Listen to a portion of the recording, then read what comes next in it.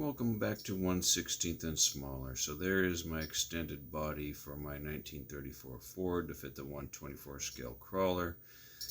And to get there, I had to, so far, do a lot, but I had to relocate the front shock because the way this tapers in at the front,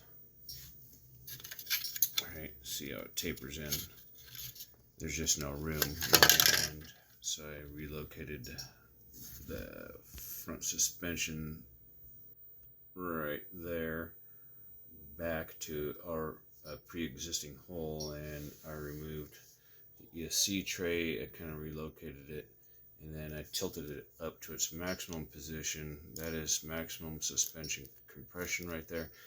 And for some reason, it actually lifted the front end up higher. I don't know. I'm about to do the rear as well. I got to come up with a body mounting system. I built this with a floorboard originally in it for rigidity. I've had to add like a couple pieces right here and right there to build it. And as you can see, I sectioned in a piece here, sectioned a piece right there, and then what looks like a toolbox. I'll paint it up to look like a toolbox here and here.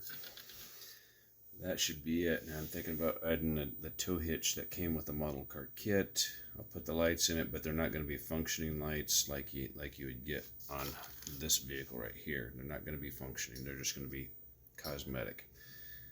Racent, I think is the name. But anyway, so I'm one step closer to getting this part here done, and I intentionally bought this vehicle to modify and to mess with just to see. And I wanted a different body, and it doesn't look like I have to cut out this spare tire area, though it'd probably look better if I filled that gap and then cut it out. It would at least look more like the other side.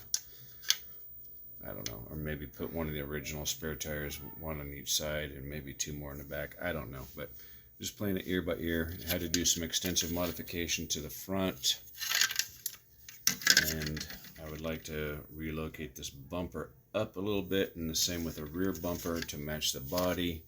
And I had to chisel away a little bit to make clearance for the motor on the inner frame. I did use the frame as well during the assembly process. You can see a little bit of it left right in there, and down here you can get just about a full length frame, or part of it anyway. Just the part I needed in order to join one half of the truck to the other half of the truck. Right, you have to have some sort of rigidity. I did not put the bulkhead in because more than likely I wanted this spot open for wires and mounting locations anyway, but I did put the dashboard in there, not for looks, but for structural rigidity.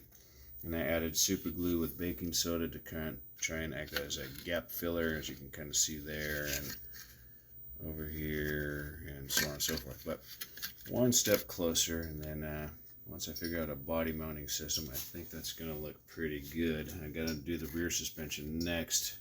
Let's see if that elevates that thing. Let's get a look from the front here. Kind of straighten that out a little bit. That doesn't look half bad as of right now. Like, you can see how goofy the front bumper looks though right now. So the front bumper needs to be pushed back. Well, it can't be pushed back because it's got to make room for the servo. So that's just the way it is. But we can elevate it so that way it matches more of the fenders on this particular truck. We can do that.